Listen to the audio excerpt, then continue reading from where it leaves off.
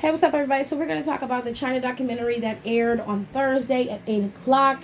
It really, really detailed Chyna's life in terms of how she started in wrestling, and then how she got, out of wrestling, the dark days, and then it was flipping back and forth between the present and the past.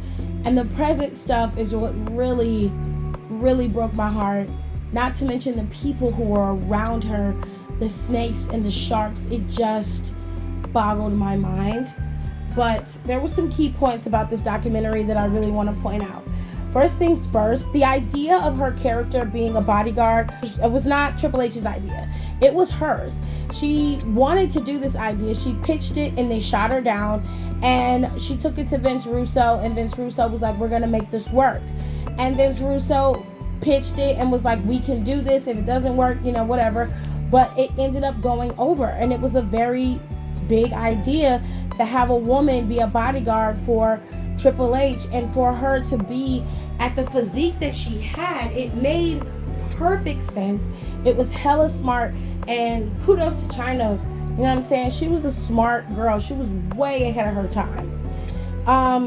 Another key point that I picked up on was later in her WWE career, after DX had, imploded and all of the stars had went their separate ways, Chyna was a very big proponent of WWE, and she got a Playboy magazine cover. And I remember when this cover was debuted, I remember that magazine was talked about for over 2 years. People talked about Chyna's magazine. People talked about that Playboy cover magazine and the Playboy, like the stuff inside. They talked about that shit for years, okay? This woman said that in the 5 years she worked for WWE, her Playboy made her more money. So cumulatively, all 5 years that she worked in WWE, she did not make enough money or even equivalent to the amount of money she got for doing Playboy. Let that sink in.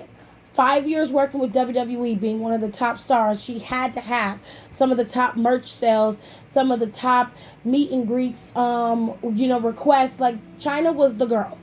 Chyna was the girl for a long time. Even Miss Trish Stratus didn't have the appeal that Chyna had. So you're talking about a woman who garnered both men and women in terms of fans.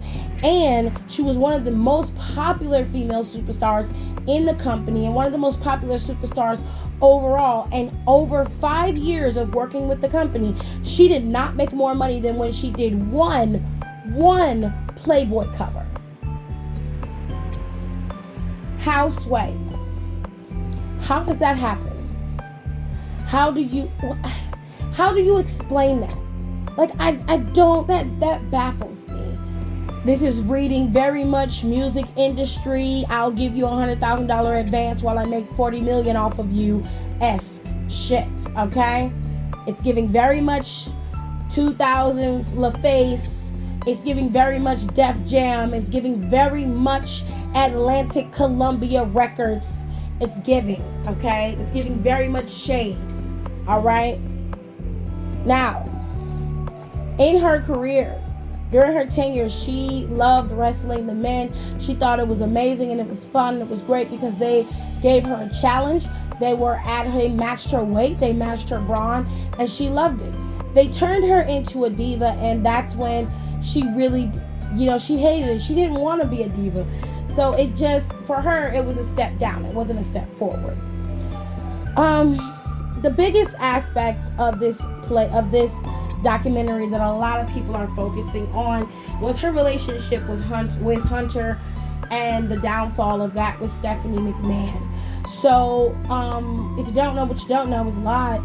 Triple H was in a long-standing relationship with Chyna. I distinctly remember when I was a kid that Chyna and Triple H were in a vignette when Eddie Guerrero passed away. And they were talking and they were sitting very close to each other. And I was like, they're together. I didn't know that. There was a true Hollywood. No, it was, what was it called? There was an MTV True Life that came out in 1999 that had Chyna and Triple H on it. and they were a couple. They were together, and I didn't know at that time because I was a kid. I didn't use the internet that much, and I was only allowed to watch like certain episodes of TV, certain things on television. And I would try to sneak and watch stuff, like any typical kid.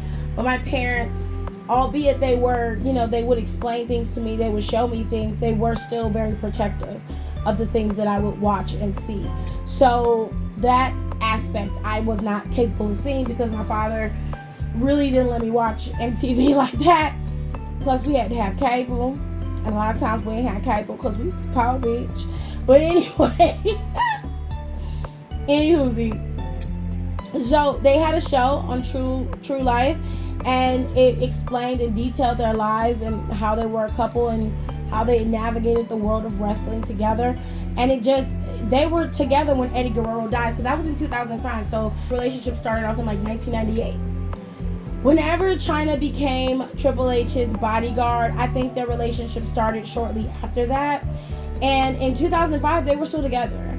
I remember when Eddie Guerrero passed, like I said earlier, I remember seeing them sitting up on the vignette talking about Eddie together, and they were holding hands. I distinctly remember it. I remember them having very much loving body language towards each other, and I'm like, they're together. I'm like, okay, so that makes sense. You know what I'm saying?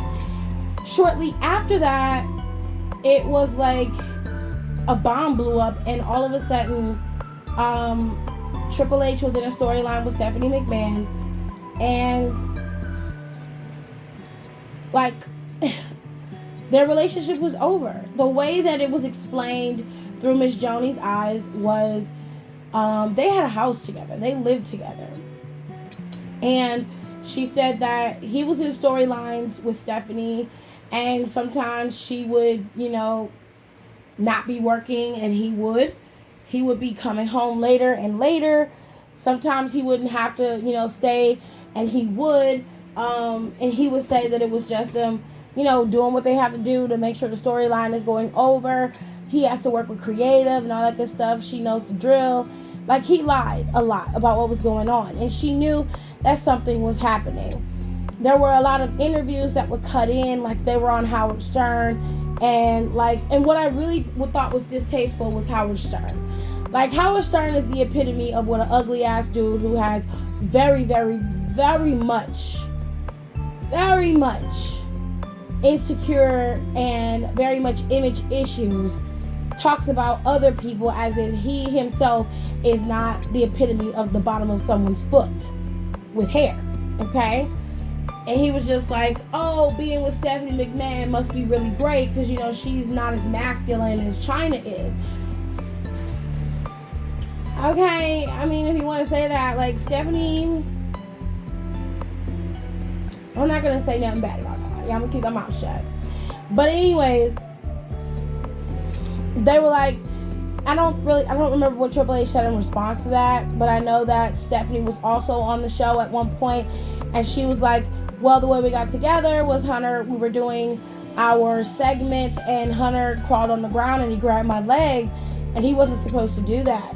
And I was just like, he's grabbing my leg. Oh my gosh, like, that's flirtation, that's different. And she took that as a sign that he was flirting with her, and it progressed from there.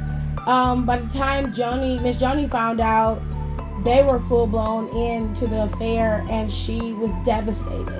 Triple H was like the love of her life. She loved that man with every fiber of her being, and he kept her straight because Triple H didn't do drugs and he didn't do alcohol, and he was very much a clean guy. You know how CM Punk says he's straight edge? Like, Triple H is straight edge in real life. He never did any of those things. It broke her heart what happened between her and Triple H. And then you add in the fact that she still has to go to work. She still has to go in there and work every single day with people, and they're there flaunting their love in front of her face. It had to be very, very traumatizing for her. So Chyna was then let go. She felt, according to Jim Ross, she felt that she was as valuable as Stone Cold Steve Austin. He says that she wanted $1 million a year in her contract. And quite honestly, I don't understand why she couldn't have that. She gave them 10 times more than that in revenue and in eyes in every match that she was in. Everybody was interested in Chyna. She was the girl. Okay? So I didn't understand why she couldn't get $1 million. I didn't understand that. But she was not given that. And she ended up walking away, according to her. And according to others, they decided not to renew her contract. So after that, WWE acted as if she never existed. They just went on with their lives and pretended like she didn't exist anymore. It was very strange. She got a fax while she was sitting at a deli, and they told her that her contract wasn't renewed and she was being let go. And it's weird because how the hell would they know that she was at this deli eating lunch at a deli? Like, they literally were sitting at the deli. She's talking about she was eating lunch, and they just sent the fax to the deli and was like, yeah, you're fired. I was like, okay. Like, y'all on some motherfucking mafia boss bullshit. After that, it just went downhill from there. She got with X-Pac, which was a hella mistake. He admitted that he got with her because he knew she would be a shoulder to cry on, and it was after he got a divorce from his wife. Extremely manipulative, extremely, most but definitely a user. I didn't like that at all. I felt like he knew what she was and he preyed on her because of that. And then I'm just like, it's really, really disgusting how he broke her down even further. What really messed Chyna up was a few years back when they were talking about the Hall of Fame. Stone Cold Steve Austin brought her up and he was interviewing Triple H. And Triple H was like, career-wise, she deserves to be in the Hall of Fame 100%. But I have an 8-year-old daughter, and my 8-year-old daughter, when she Googles Chyna, the first thing that comes up is her extracurricular activities, her sex work, her porn. That gave me pause because if you Google Jimmy Superfly Snuka murderer comes up because he killed someone. If you Google Vince McMahon, like the steroid scandal comes up, the kayfabe scandal comes up, the Owen Hart scandal comes up if you use, the Googler. So a lot of things come up when you talk about WWE. So many scandals, so little time. So that was a bullshit trope that he used, and he should have been ashamed of himself. So it's not like the superstars that are in the company right now or who have been. And then let's not forget your holy grail, your numero uno, your number one guy, fucking Hulk Hogan. I mean, after the things he said and done, like, I mean, you've got abusers, you've got control freaks, you've got alcoholics, you've got addicts, you've got other sex workers, you've got thieves, you've got everything you can think of in the Hall of Fame right now. And your concern was that your child is gonna Google Chyna and porn is gonna come up. If she Googles Sunny, porn is gonna come up, and Sunny is in the damn Hall of Fame. I promise you, your kid cares less about what's going on with Chyna, and she's more concerned about what's going on in your home and what's happening around her. I can promise you that. That was a cop-out, and it was bullshit. And the biggest aspect of it that was really messed up was the simple fact that all he had to say was, career-wise, that woman deserved to be in the WWE. Not to mention the Hall of Fame. Not to mention he's part of the reason why her career ended the way that it did. Not to mention his fuckboy tendencies is what screwed her over. So let's not go in the direction of, well, if she wouldn't be a porn star, she'd be in the WWE. Okay, Baldy. How come Shawn Michaels is in the WWE Hall of Fame? He's an addict. Former reformed addict. X-Pac is a reformed addict and an abuser. Used to beat the hell out of the girl. But yet, he got in. He got in. I mean, let's just call a spade a spade. Let's keep it all the way 100. If you didn't want the woman to be in the Hall of Fame because you don't like her no more, then bitch, just say that. It just started a downward spiral from X-Pac and the whole situation with him. It was just master manipulation, 100% manipulative, and he played on her emotions. It was disgusting, and I really don't like the fact that he's still here and she's gone. That messes me up. Because he's the one who ruined her New Japan career. She went over to Japan, went over there to wrestle, and she was doing great. She was wrestling, she was clean, she was doing fine, and then here he comes with his pocket full of coke and his pocket full of meth. That caused her to be late, that caused her to be flaky. Sometimes she wouldn't show up, and that in New Japan is like dishonorable. So she got fired from New Japan because of him.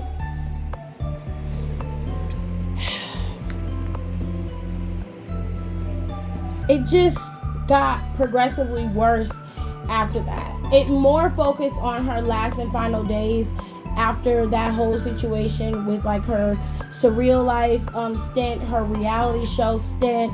They talked about the porn deal with Vivid. She did several movies with them, and money just stopped coming in. It dried up. Somehow she got attached to these abusers.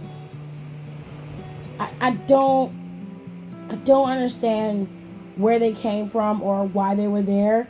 But these guys, Eric and Anthony and Rob, all three of them are just complete and utter shitbags. I don't know no other way to describe it. I'm probably gonna have to bleep that out, but I don't know no other way to describe it. It really baffled me how they were manipulating this woman and how she had no control over what was happening in her life, and everything was specifically about what they wanted. The guy Rob seemed like he had good intentions. He was on her team and he kept saying, oh, she needs help, but he wasn't doing anything to help her get help. He would say that like on the phone, she needs help, and then he's gone again. You know what I'm saying? Like the other two, Eric and Anthony, were conducting her Reconstructing Chyna documentary. And the dude, Eric, he was just a complete and total waste of human skin. Like, he was high during the interview. He was high while shooting the documentary. He was fucking high. Like, you looking at his eyes, they were shifty. He looked like he was looking for his next fix. He looked like he was really about to start going through withdrawals. He kept fidgeting. His eyes were wide. He couldn't stop speaking. Like, he was speaking really, really fast. And he was just like, yeah, I know it was high, but we talked about how many pills we liked and what we like to do. Like, she was so cool. And I was just like, what? Like, and then he would supply her with shit. Like, he would give her shit. Like, this dude Anthony, who was her manager, knew about her drug problem, would lie to her doctor, Drew Pensky, about everything that he could think of about the combination of drugs she was taking, what she was doing. He would omit certain drugs that she was using. Like, he was the true definition of a piece of shit. He was not a real manager. He wasn't prepared to do the job, to take care of her like she needed to be. He had her at her first Comic-Con and didn't even have the tools and equipment to set her up. Like, he wrote her pricing on a piece of paper with a marker. Didn't have like a sign or anything. It was so bizarre. It was just so bizarre. He was parading her around as if she was like a sideshow attraction at a carnival or at a circus. It was very, very reminiscent of that. And he was the first person to find her when she was deceased. He found her in her bed, and he had a camera crew in there and took footage of it. This woman is dead in her bed, and he took footage of her laying in the bed dead. I've never seen anything like that. His description of the way she looked when she died He was smiling as if he was happy for her. And he was just like, she just looked peaceful and happy, you know, sleeping like an angel. And I'm just like, what is wrong with you? Have you lost your goddamn mind? What? This woman has passed away. And the first thing you do is you film it, number one. Why? Why would you want to film something so morbid? It's just, you didn't love her. You only cared about what she gave you. And when she was gone, you treated her as if she was another sideshow piece for everybody to see. And that's exactly how it feels. When it came down to it, ultimately her mother decided to have her cremated, and she wanted her ashes to be poured across the Pacific Ocean. She wanted all the ashes to be poured across the Pacific Ocean, and then a quarter of the ashes to be sent to her. He poured half and he kept the other half. And then he did a memorial with this gaudy ass black urn for her and just had it on display. People could take pictures with her urn, with her name on it, and it was just disrespectful. There were many things that he did in this documentary that was just triggering and was like really trauma inducing. She had significant issues with her parents, and for her to go, forcing her to go see her father's grave really opened up wounds that he didn't know how to close. There was no professional there to help her. He wanted her to see her mother on camera so he can get good footage of her mother together. And when her mother declined to be on camera because she wanted to see her daughter without it being on camera, mind you, she hadn't seen her daughter in like 30 years in person. That says a lot. She wanted to meet her daughter and let her daughter actually be able to speak in private. He, was like, no, you need to meet your daughter like the way we're telling you. And of course, he went back and told Chyna she didn't want to see her. He just was like, your mother doesn't want to meet you. And that's not what happened. Before that, Chyna had sent her like a really nasty letter. And to just keep the peace, her mother had decided to stay away. He made it seem like she just didn't want to come see her. That broke her down. So that opened up another wound that he did not know how to close. And of course, there was no professional there to help her heal past that traumatic event that he created. He just made life very catastrophic for her. And I just didn't understand. She had pushed her sister away to the point where her sister had no choice but to let her sister go. She couldn't continue to keep going down that road because her sister was going to do what she wanted to do regardless. And her sister made it very clear that she needed to go to rehab or she wasn't going to be able to keep going through this. So when her sister Joni cussed her out, was like, I don't need to go here. I don't need you. I'm under control. She washed her hands of it. And I'm sure she feels a lot of survivor's guilt for that, but there's nothing that she could have done. Miss Joni had to save herself, and she was tired and she couldn't do it anymore.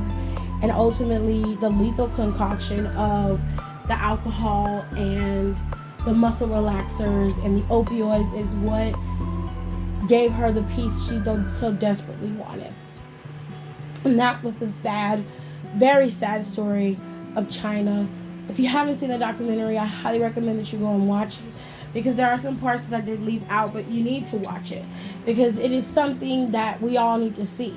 Because despite the fact that WWE was a piece of shit, a lot of people was complicit in judging her and the choices that she made in her life. And the reality is she did what she knew how to do. She moved how she knew she could move to protect herself and to make sure she could survive. And it's unfortunate. It's sad, and WWE needs to right that wrong and give that woman the flowers she deserves. And I don't know how they're going to do it, but the way I suggest it is you put her ass in the Hall of Fame. You've already disrespected her multiple times over. Put her in the Hall of Fame and let her mother and her sister accept the Hall of Fame award. And please, let somebody else besides Triple H induct her into the Hall of Fame. That is a fucking slap in the face. Let somebody else induct her. Let somebody like Mick Foley induct her. And give that woman the respect and the accolades that she deserves. Because she was the precursor to the women's evolution. And if it wasn't for women like her, Beth Phoenix, and Natalia, and Mickie James, And if it wasn't for women like Jacqueline and Jazz and all of the girls, Victoria, all the women who came in to wrestle and not be the next pretty thing, if it wasn't for women like them, there would be no Sasha Banks, there would be no Charlotte Flair, there would be no Becky Lynch, there would be no Bayley, no Bianca, no Naomi, no nobody. These women are able to eat and walk because these other women were fed the scraps and had to crawl. And that's the reality. So with all that being said, I hope you guys enjoyed this video. Please don't forget to rate, comment, and subscribe. It really helps if you share the video, you give me a thumbs up, and also comment, because I do like conversing with you guys on these topics, especially something like this. I really think that it's something that we should talk about. I'll talk to you guys later.